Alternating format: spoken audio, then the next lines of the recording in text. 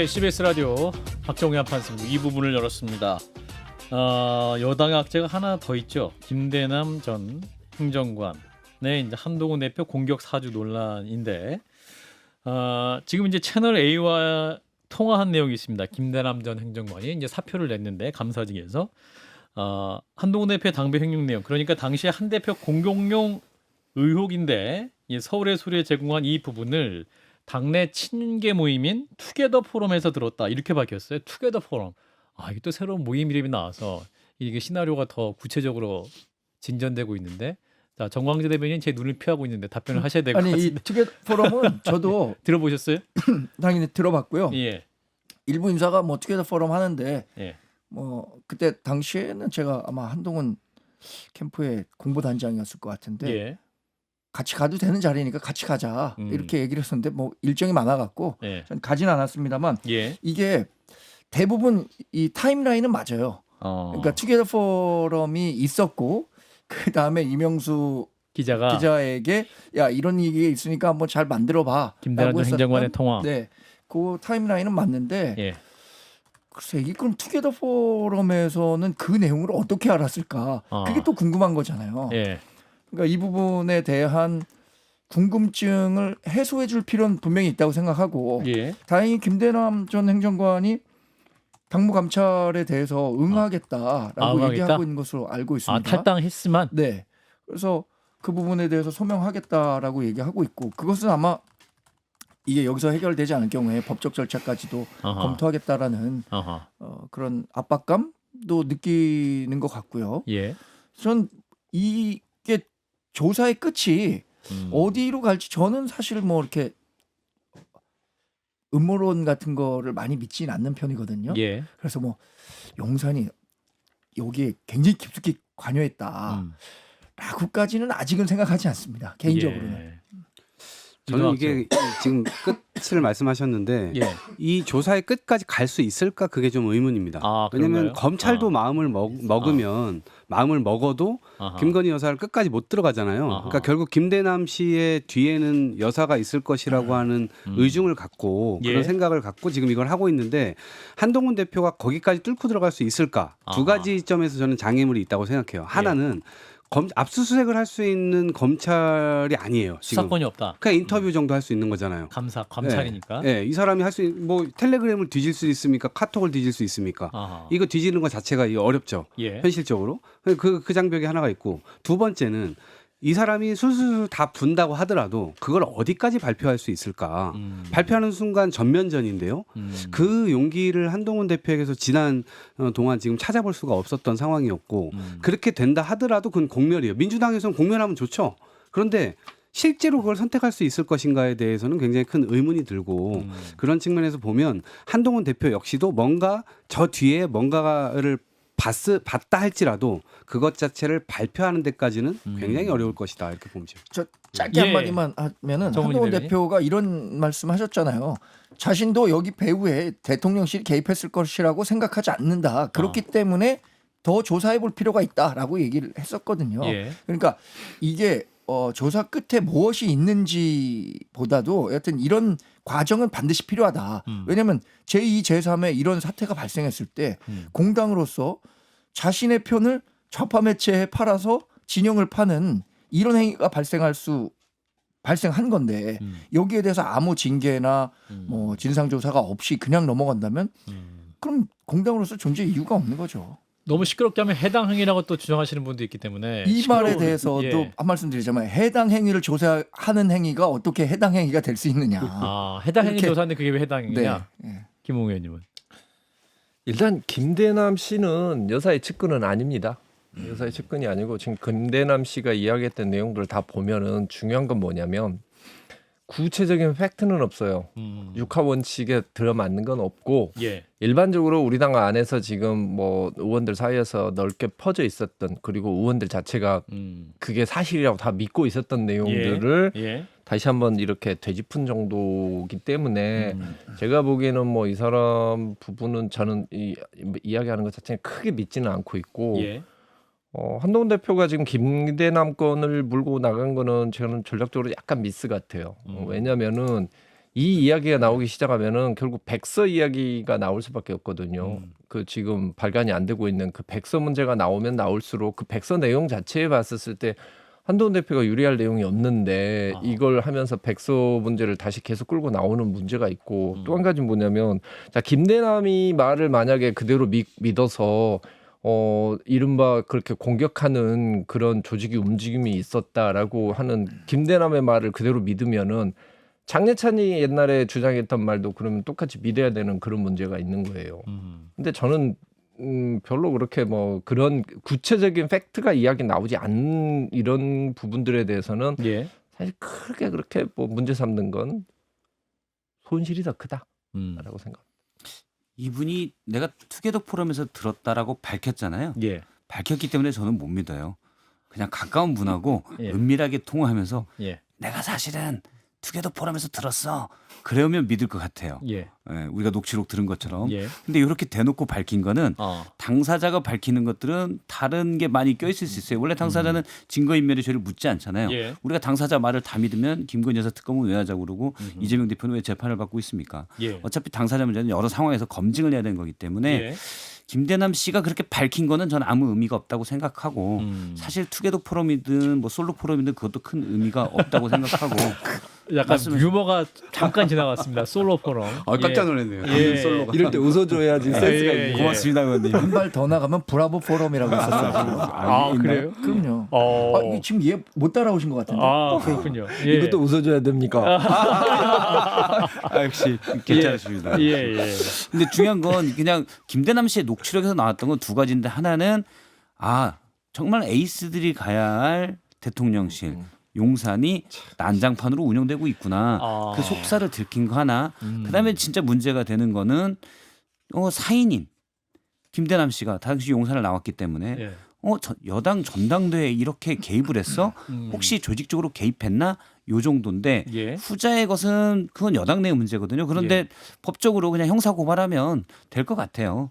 근데 한동훈 대표가 이걸 크게 만드는 건 울고 싶은데 뺨 때려준 격으로 일단 친윤계와 선을 긋고 세력화를 시켜야 되는데 김대남 씨 녹취록이 여기에 트리거가 된 것 같아요. 그래서 한동훈 대표는 그렇게 좀 이 사건을 활용하고 있다는 생각이 들고 저는 뭐 충분히 그럴 수 있다고 봐요. 예. 그리고 세력화를 하는데 그냥 대통령 일단 친윤계 선을 긋고 가야 되는데 뭔가 계기가 필요한 것도 있거든요. 예. 그런 거고 이 문제 김대남 씨 녹취록, 김대남 씨의 공작 의혹에 대해서 밝히고 싶으면 그냥 고발하면 현재 검찰이 미래 권력 편이냐 현재 권력 편이냐 이 검찰의 수사 강도를 통해서 그걸 엿볼 수는 있을 것 같아요. 네.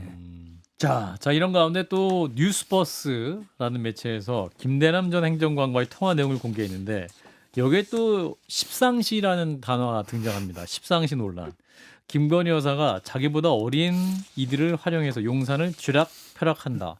실명까지 공개됐고 그 실명 안에는 이제 현직 의원인 분들도 있었잖아요. 요거는 어떻게 보셨는지 정광재 대변인 계속 눈빛을 피하고 있는데. 아니 근데 이거 아까 김원 의원께서 말씀 잘하신 거예요. 예. 이게 당 내외에서 예. 야 이렇게 돌아간다더라 대통령실은. 맞아. 대통령실은 뭐 수석은 그냥 앉아 있는 거고. 바지라더라. 뭐 이른바 여사 라인과 가까운 사람들이 이니셔티브를 쥐고 많은 이야기를 하고 의견도 전달하고 기자들도 접촉을 많이 한다더라라는 얘기들이 이제 돌고 있는데 예. 이 얘기를 한 거지 김대남 전 행정관이 이렇기 때문에 조모 행정관 지금은 현역 의원이죠. 예. 강모 행정관 예. 뭐 김모 행정관이 무슨 일을 했기 때문에 여사 라인이고 그래서 이 사람들에게 진짜 실권이 있다라고 얘기하는 건 아니에요. 그러니까 서당계 3년이면 풍어를 읊는다고 하지 않습니까? 거기서 2년 정도 근무하셨으면은 거기서 돌아가는 얘기들을 얼마나 많이 들었겠어요. 그 내용들을 전파한 거지. 이게 뭐 진짜 그 박근혜 정부 시절의 그 십상시나 뭐 문고리 이런 수준의 얘기는 아니었을 것이다라는 말씀. 뭐 그런 식으로 해석할 수도 있는 거죠. 예. 전 그래서 근데 그러면 이분들 십상시라고 일컬어진 이분들이 기분 상당히 나쁠 것 같아요. 십상시라고 지목을 당한 거 아니겠습니까? 예. 공개적으로. 예. 그럼 이 부분에 대해서는 뭔가 예. 뭐 반박을 하든지 뭔가 그런 게 있어야 되는데 또 그런 건 없어요. 반박. 아니 그런데 하면 그게 커지지. 그것도 하면 그렇고 이거는 이런 게 있으면은 그러니까 이게 기사가 나는 거고 이런 이야기 나올 때는 아. 가십이기 때문에 기분 나빠도 참아야 돼요. 그러니까 이게 그러면 결국 또 부담은 김건희 여사한테 가는 거죠. 그러니까 앞으로도 뭐 못 가고 어쩌겠어. 뒤로도 못 가는 상황인 거예요. 그러니까 이런 상황 속에서 야 과연 이게 국정이 진짜 제대로 돌아갈 수 있는가? 당연히 그거에 대한 신뢰가 꺼지게 될 것이고 이게 무슨 동력이 있지 앞으로 국정 운영하는데. 예. 아니 근데 김건희 여사 라인이라고 이제 자꾸 이야기를 하는데 청와대 안에 그러니까 대통령실 안에서는 김건희 여사 라인이 별도로 있는 건 아닌 것 같아요. 그 안에 있는 사람은 어차피 대통령과 여사 같이 이제 보좌를 모시는 하기 거니까. 위해서 있는 예, 것이다. 보좌하는 뭐 거니까. 대통령 라인이죠. 뭐 오히려 이제 지금 비선이 있느냐 없느냐 이게 문제인 것이지. 어차피 제2 부속실 없으니까 뭐 여사하고도 이야기를 좀 나눌 수도 있었겠죠. 뭐. 그러니까 이 몇몇 원래 좀 더 있잖아요. 황모 씨도 나오고 더 있는데 이 행정관들이 이제 무슨 부속실 소속이 아니잖아요. 그렇죠. 제가 알기로는 뭐 그중에 있나 모르겠는데 부속 소실이 아니거든요. 그런데 그럼 여사가 이분들하고 뭐 주락펴락했다 근데 뭘 주락펴락했는지 예를 들어서 업무 끝나고 밤에 산책이나 갑시다. 그래서 같이 그냥 편한 젊은 행정관들 뭐 어떤 미래 청년 세대 얘기를 들으려 했는 건지. 근데 만약 그렇다면 물론 이건 김대남 씨의 주장이고 김대남 씨가 용산에 떠도는 얘기, 대통령실 얘기를 그냥 전했을 가능성이 크다고 봐요. 저는 거기서 저희들은 그냥 그 김대남 씨가 은연중에 나온 말로써 용산의 분위기를 엿보는 건데 각각 업무를 맡은 행정관들과 아주 가깝게 지냈다면은 그 업무에 여사가 개입돼 있다라고 볼 수도 있는 거죠. 그냥 이 부속실에서 예를 들어서 없지만 부속실에서 여사를 담당한 사람이 몇 명 있다면 이분들과 뭐 행사, 의전 이런 걸 논의하는 게 아니라 다른 걸 또 뭐 했나? 업무 끝나고 4명이 광팔고 고스톱 친 건 아닐 거 아니에요. 그러면 그 부분이 이제 의문이 되는 거죠. 물론 여기에 나온 건 없습니다. 그런데 여사가 국정 개입했다는 의혹이 많기 때문에 그런 의혹에 하나 정도 더 돌을 얹었다라고 봐요. 그렇군요. 자, 일단은 이제 뭐 김대남 전 행정관 의혹, 아까 일부에서 얘기했던 이제 김 여사의 선거 개입 의혹을 비롯한 이제 명태균 씨 논란, 여기에 더해서 윤한 갈등, 뭐 이러한 상황인데 일각에서는 이제 계속 이런 논란이 커지면 내부 총질이다, 탄핵 시나리오에 기름을 붓는 행위다라는 비판도 있습니다. 이 부분은 어떻게 듣고 계시는지 정원기 대변인 말씀하시고 이광주 최고. 제가 아까 이동학교. 말씀드렸잖아요. 해당 행위를 조사하는 게 어떻게 해당 행위가 될 수 있냐라는 말로 뭐 가름하겠습니다. 가름하고자 하는데 자꾸만 이렇게 뭐 우리가 아까 잠깐 우리가 쉬는 시간에 한 얘기를 할 수는 없으니까 해주세요. 그걸 제일 궁금해하더라고요. 예를 들어서 김건희 여사와 관련한 리스크가 과거에 있었던 것이고 지금 뭐 조금 더 커졌다고 하지만 그것이 민주당은 이제 그걸 바탕으로 장검다리 삼아서 탄핵으로 가려고 한다라고 하는데 저는 김건희 여사의 리스크가 현실화된다고 하더라도 그게 탄핵으로 가는 뭐 스모킹건이나 아주 트리거가 될 수 있다고 생각하지는 않습니다. 왜냐하면 탄핵은 정치적인 것이기도 하지만 사법적인 것, 헌법적인 것이기도 하거든요. 헌법재판소에서 중대한 헌법상의 위반, 법률의 위반 이런 것들이 있어야 하는데 지금은 뭐 김건희 여사에 대한 나쁜 여론을 조성해서 탄핵 여론을 끌어올리겠다는 것이지 그게 탄핵으로 갈 수 있다고 생각하지는 않거든요. 저는. 그렇군요. 저는 한동훈 대표가 이런 구태 정치를 극복하는 게 국민을 위한 정치의 출발이다. 이런 메시지에 저는 이것이 겨냥하는 곳은 김건희 여사라고 생각을 해요. 결국엔 대통령실에서 지금 5만 군데 뭐 다 다니면서 누구와 소통을 했고 그 녹취가 막 나오고 뭐 캡처본이 나오고 이런 영분이 있었나요? 이런 대통령 이거를 그대로 용인하는 대통령도 있었나요? 이게 지금 굉장히 초유의 일로 지금 가고 있는 상황이고 그런 가운데에서도 결국에는 야당과 싸움만 하는 것이 아니라 여당의 대표도 제대로 인정을 안 해주고 있는 대통령실이잖아요.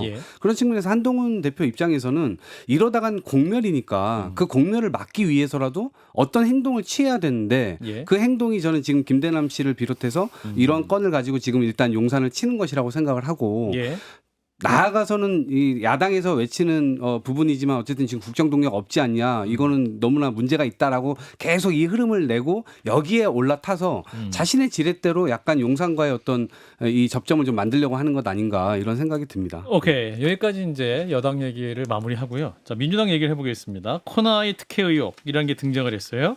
이재명 대표가 경기지사 시절에 지역화폐 운영을 대행했던 회사 이름입니다. 코나이. 이 회사가 지역화폐 이용자의 충전금을 3년간 빼돌려서 연평균 2,200억 원을 채권에 투자하고 횡령했다라는 의혹인데, 또 이 회사 임원이 성남시 산하기관 인사고 2017년 대선 때는 이재명 후보 홍보를 담당했던 분이다. 특혜 아니냐, 이런 비판입니다. 요거는 어떻게 보시는지 국민의 입장을 네. 보겠습니다. 네. 사실 이 코나이와 관련한 이야기들은 이 여의도 자본시장에서는 꽤 오래전부터 얘기가 됐었던 건데 예. 저는 오히려 이런 문제가 굉장히 뒤늦게 제기됐다.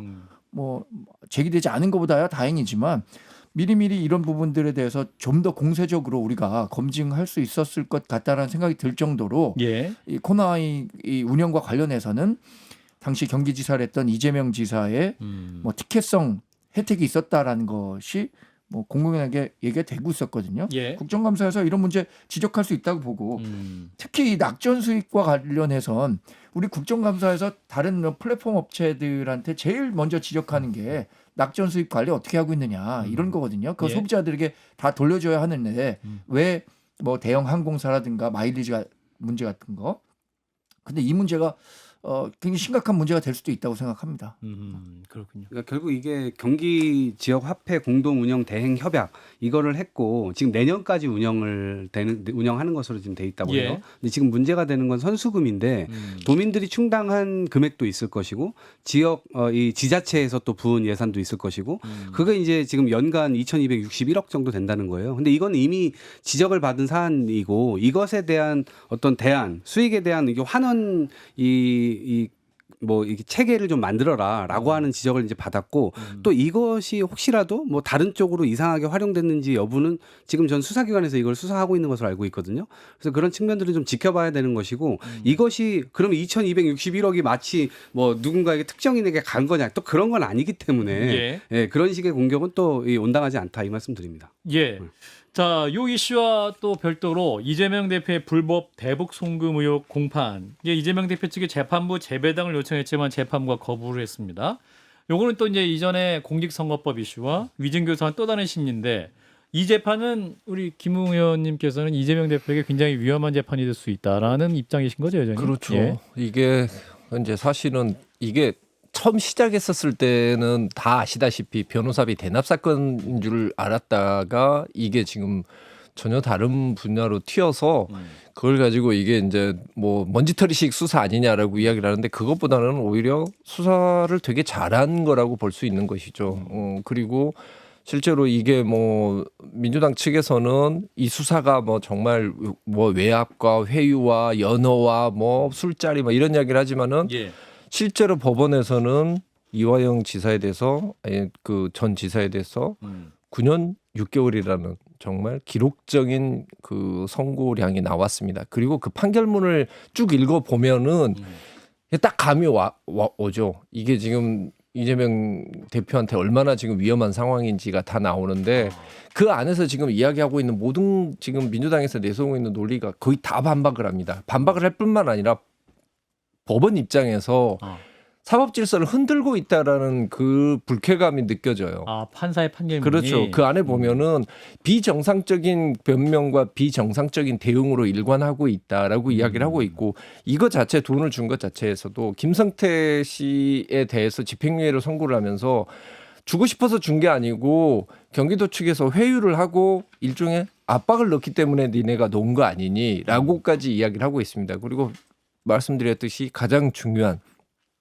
이화영의 그 진술. 자, 대북 송금을 부탁을 했다라는 거를 보고를 했다. 지사한테 보고를 했다라는 그 진술의 임의성은 이미 법원에서 구속영장 기각을 할 때 이재명 대표에 대한 구속영장 기각할 때 이거는 이미 진술의 임의성은 확정이 됐어. 그러니까 그 뒤에 말 바꾸고 연어 파티 어떤 이야기를 하더라도 이건 끝났어 법적으로.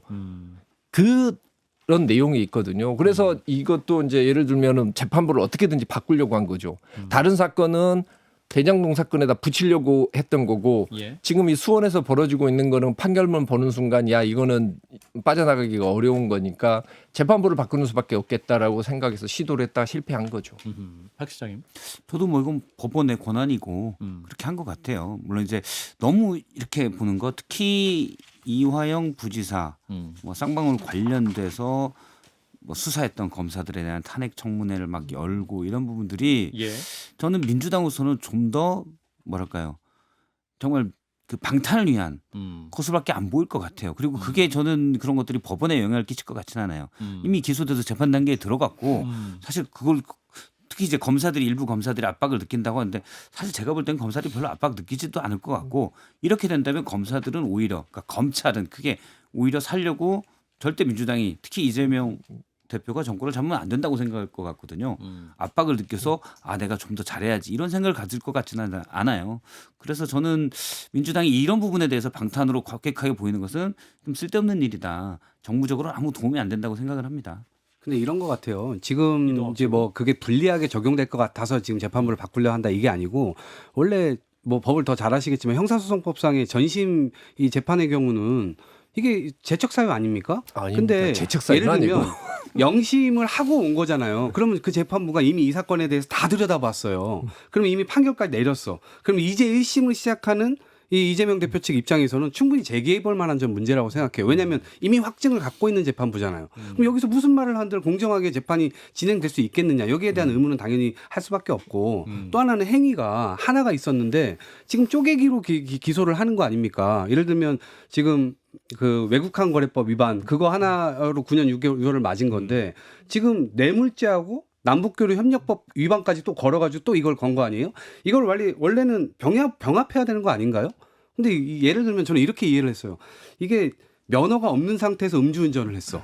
그러면은 무면허 재판 따로 하고 이 음주운전 재판 따로 이게 아니고 한꺼번에 재판에서 이걸 해야 되는 거잖아요. 근데 지금 이런 식으로 지금 하고 있기 때문에 이런 것에 대한 부당성은 충분히 제기할 수 있다 이렇게 보는 거죠. 근데 이제 간단하게 이제 설명을 드리자면 이런 거예요. 그런 논리에 의하면은 공범 재판을 만약에 했다고 하면은 그 사람은 절대 그 재판부가 재판을 하면 안 되는 게 되는 거죠. 왜냐하면 확신을 가졌다고 생각한.